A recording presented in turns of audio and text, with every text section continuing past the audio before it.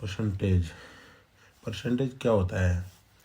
प्रतिशत क्या होता है? एक भिन्न होती है जिसका हर है ना 100 तथा अंश वही संख्या होती है जिसका प्रतिशत ज्ञात करना होता है। इसका चिन्ह, परसेंटेज का चिन्ह होता है ये, ठीक है। इसमें 1-2 पॉइंट है। किसी भी भिन्न को प्रतिशत में बदलने के लिए क्या करना होता है? किसी भी प्रतिशत को भिन्न में बदलने के लिए क्या करना होता है? तो नोट, किसी भी भिन्न को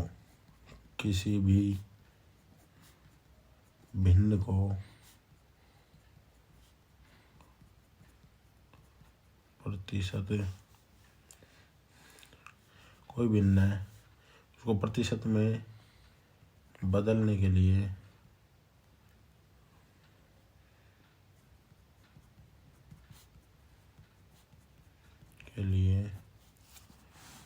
उसे 100 से गुणा किया जाता है। जैसे कोई भिन्न है, एग्जाम्पल ले ले, कोई भिन्न है 3/4। अब इसको परसेंटेज में बदलना है तो 3/4 को परसेंटेज में बदलने के लिए इसे 100 से गुणा किया जाता है। तो इसको 4 से काटेंगे तो ये 25 बार कटेगा, 25 75 परसेंटेज, ये परसेंटेज में बदल दिया। कोई सी भिन्न ले लो, 4/5 ले लो, इसको परसेंटेज में बदलना है तो 4/5 इंटू वही 100 से गुणा करना होता है। 5 से इसको काटेंगे, 20 बार कटा, 4 दूना 8, 80 परसेंटेज हो गया, ठीक है। नेक्स्ट, किसी भी भिन्न को प्रतिशत में बदलने के लिए ये करना होता है, ठीक है। अगर कोई परसेंटेज है, किसी भी प्रतिशत है, उसको भिन्न में बदलने के लिए क्या करना होता है? किसी भी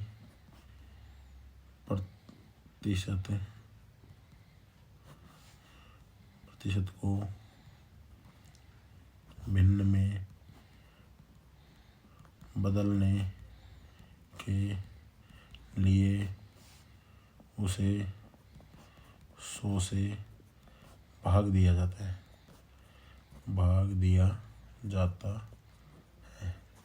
जैसे कोई परसेंटेज है, एग्जाम्पल ले लें, 60% है अपने पास, इसको भिन्न में बदलना है तो 100 से भाग दिया जाता है। परसेंटेज का मतलब ही 100 होता है वैसे तो, ठीक है। 1 0 से 1 0 काट लो, 2 से काट लो 3 बार, ये 5 बार, तो ये भिन्न आ गई 3/5, ठीक है। ऐसे ही कोई सब ले लो, 50% ले लो, इसको ले लो 50/100, ठीक है। तो 50/100, इसको काट दो 1/2, ठीक है। कुछ परसेंटेज वाली राशि है, उसको साधारण भिन्न में बदलना है। जैसे जो मैंने समझाया है, ये दो वही है, ठीक है। जैसे अब 5% है, उसको साधारण भिन्न में बदलना है तो 5/100, तो 5 से 1 बार, ये 20 बार, तो ये साधारण भिन्न क्या आ गई? 1/20, है ना। 10% ले लो, 10/100, तो साधारण भिन्न क्या आ गई? 1/10। 16% ले लो, तो 16/100, तो 4 चौक 16, 4 से कट गए 25 बार, तो 4/25।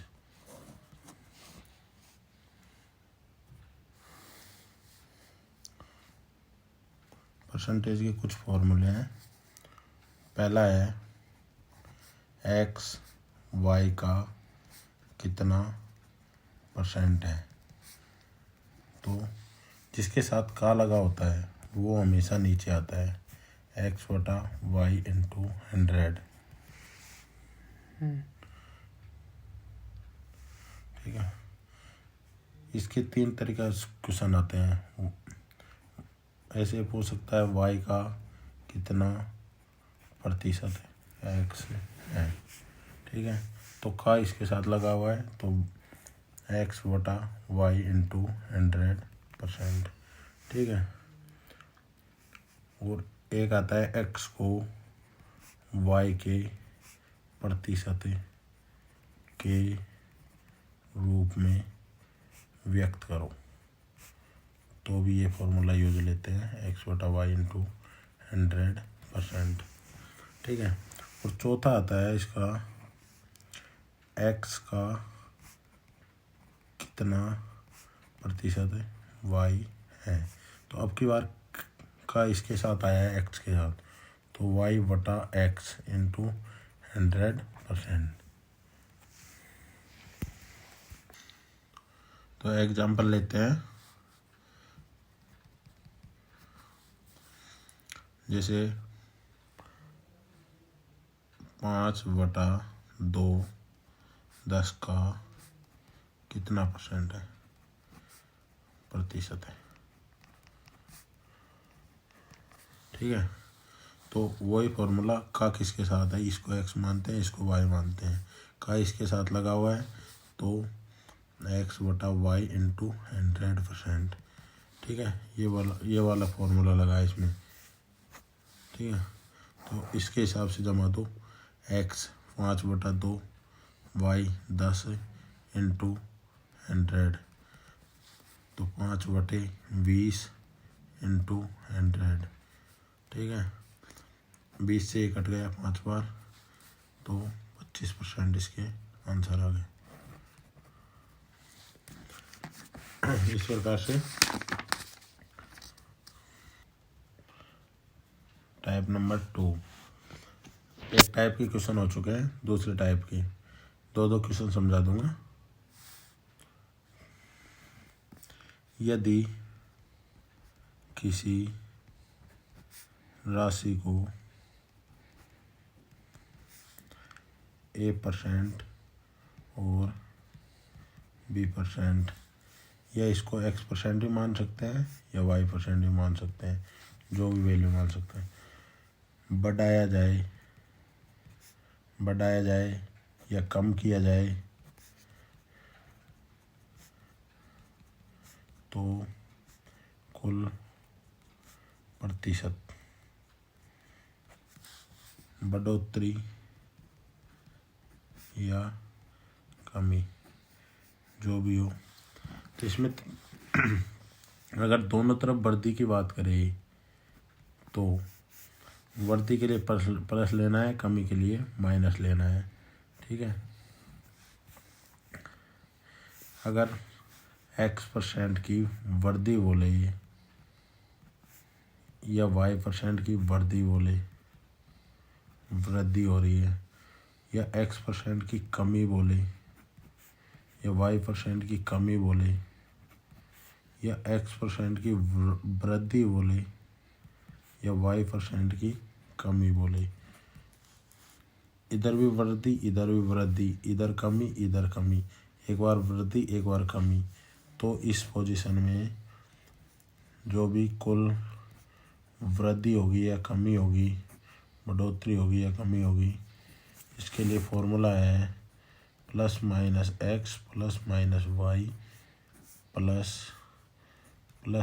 ++-x +-y बटा 100।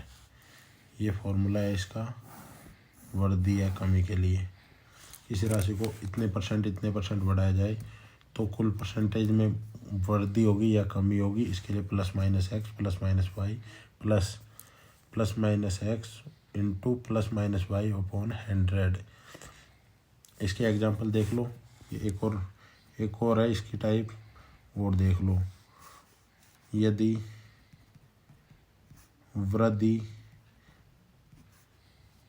X% तथा कमी X% हो, तो सदैव कमी होगी। तो कमी होगी तो x² बटा 100% की हमेशा कमी होगी। यदि वृद्धि X% और कमी X% हो, ये मूल्य समान हो, तो हमेशा कमी होगी। तो कमी कितनी होगी, x² बटा 100% है। ठीक है। अब इसके एग्जांपल देख लो।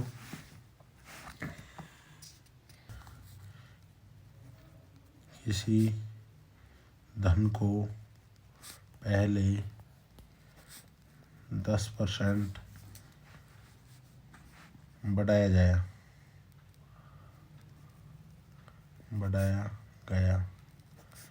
फिर पुनः 20% बढ़ा दिया गया है, तो धन की कुल प्रतिशत बढ़ोतरी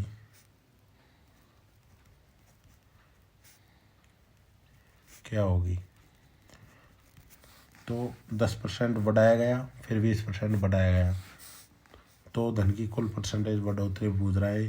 तो प्लस माइनस एक्स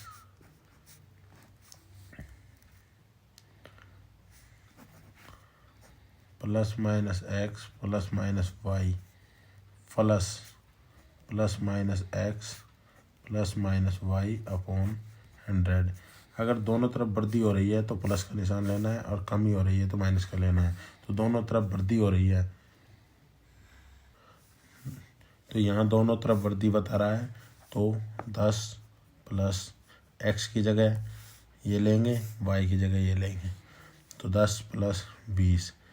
ये प्लस का निशान इसलिए लिया है, इधर भी प्लस का आएगा, प्लस 10 × 20 अपॉन 100। इस जीरो से ये कट गए, तो 30 प्लस 2 32%। ये इसके आंसर आ गए। एक और एग्जांपल ले लो। किसी व्यक्ति की आय में पहले 50% की वृद्धि होती है, फिर उसकी आय में 40% कमी होती है, तो उसकी आय में पहले की अपेक्षा कितने प्रतिशत कमी हुई। एक व्यक्ति की आय में 50% की वृद्धि होती है, फिर उसकी आय में 40% की कमी होती है, तो उसकी आय में पहले की अपेक्षा कितने % कमी हुई। क्वेश्चन वही है, वही फॉर्मूला, एक बार वृद्धि हो रही है, एक बार कमी हो रही है, तो वृद्धि के लिए प्लस का साइन लेना है और कमी के लिए माइनस का साइन लेना है। तो plus minus x plus minus y plus minus x plus minus y upon 100। ठीक है, तो वृद्धि के लिए प्लस 50 बाई, इसको एक्स मानते हैं, इसको वाई मानते हैं। ठीक है, वृद्धि के लिए प्लस का निशान ले लिया। ठीक है, कमी के लिए -40। ठीक है, प्लस 50 वृद्धि के लिए इंटू -40 अपॉन 100। ठीक है, इस एक जीरो से ऐसे कट गया, तो 5 × 20, ये माइनस के साइन 20 बचे हुए हैं, और 50 में से 10 गए तो 10, तो 10 में से 20 गए तो -10 बचे। -10 का मतलब 10% की कमी हुई है।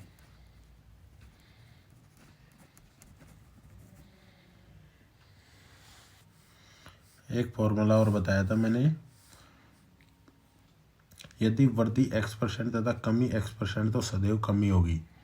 ये बताया था मैंने, यदि दोनों पर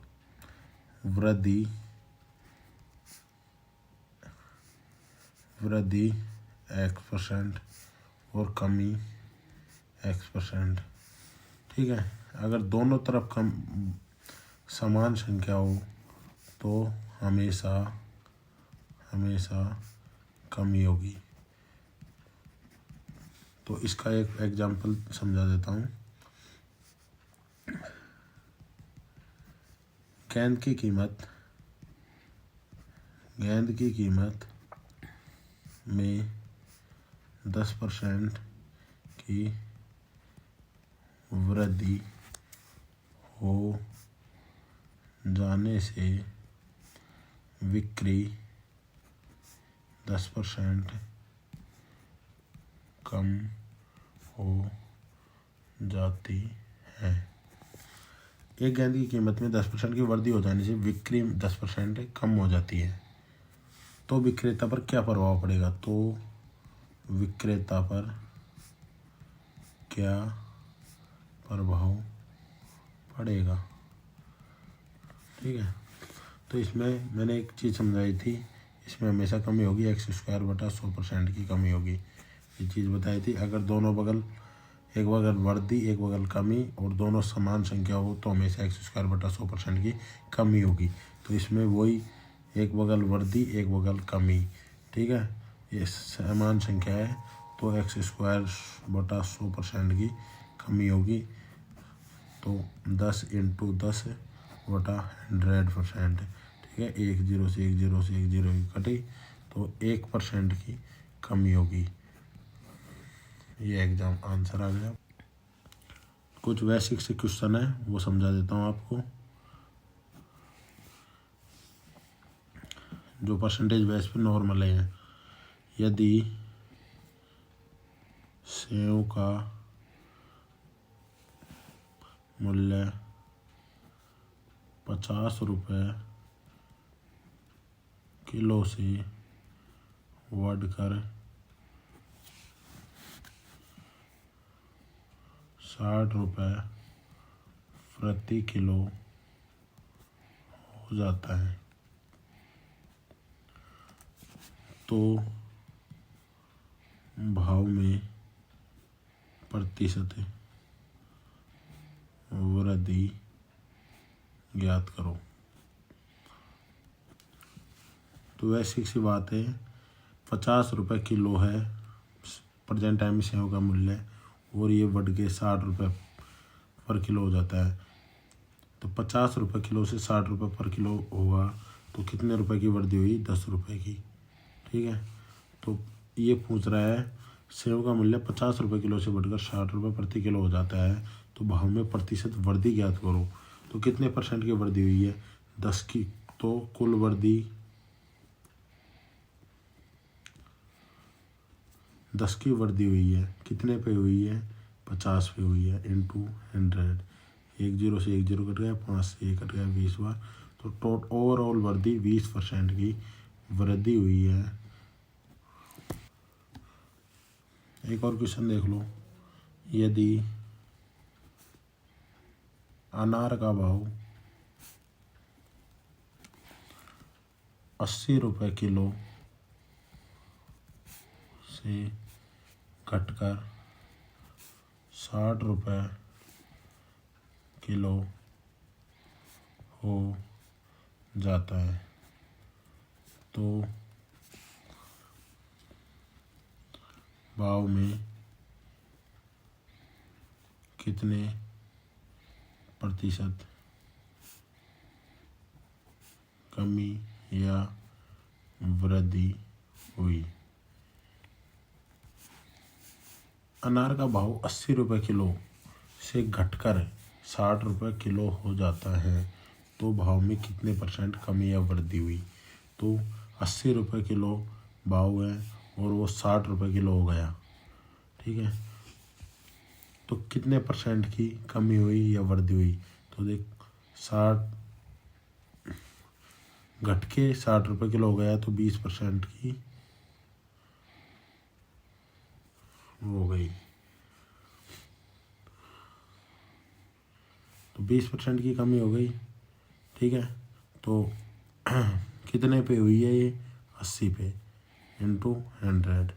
इससे ये कट गया, 2 से ये कट गया 4 बार, ये 25 बार। तो 80 रुपये किलो से 60 रुपये किलो हो गया तो 25% की कमी हुई है। एक और एग्जांपल देख लो।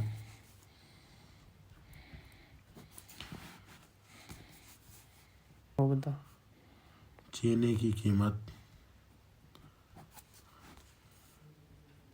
30 रुपये किलो से बढ़कर 40 रुपये किलो है, तो उपभोक्ता खपत में कितना प्रतिशत कमी करे ताकि खर्च पूर्ववत रहे। चीनी की कीमत है 30 रुपये किलो से बढ़कर के 40 रुपये किलो हो जाती है, तो उपभोक्ता खपत में कितना प्रतिशत कमी करे ताकि खर्च पूर्ववत रहे, पहले जैसा रहे। तो 30 रुपये किलो से बढ़कर 40 रुपये किलो हो गया, तो कितने की वृद्धि हुई है? सिर्फ 10 रुपये की। ठीक है, तो उपभोक्ता कितने प्रतिशत कमी करे? 10% की कमी करेगा, 10 रुपये की कमी करेगा, तो वही 30 आ गया। तो पहले 30 था, फिर 40 हो गया, 10 की वृद्धि हो गई। तो अगर ये पहले के खपत में कितना प्रतिशत कमी करे ताकि खर्च पहले के समान रहे, तो 10% की कमी कर देगा ये 40 पे इंटू 100। तो ये है खपत में कमी। तो 1 0 से 1 0 गई, 4 से 25 बार गया, तो 25% की कमी कर देगा, तो खर्च पहले जैसा हो जाएगा। एक क्वेश्चन और देख लो। आम की कीमत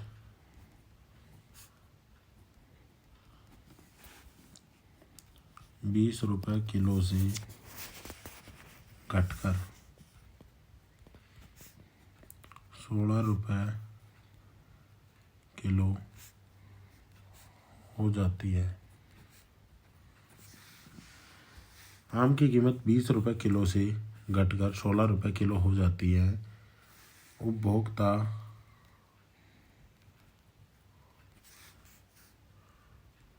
खर्च पूर्ववत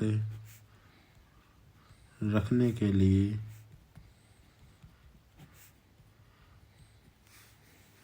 सामग्री क्रय में कितना प्रतिशत वृद्धि करेगा?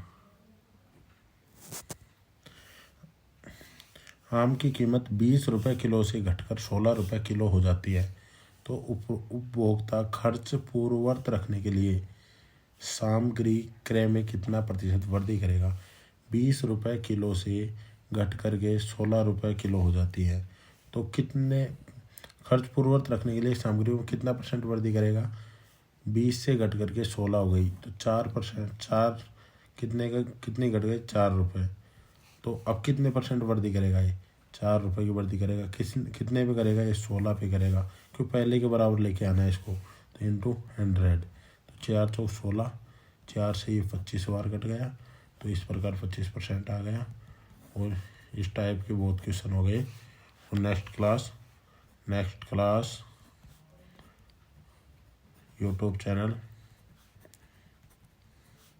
पर अपलोड मिलेगी, आपको मिलेगी।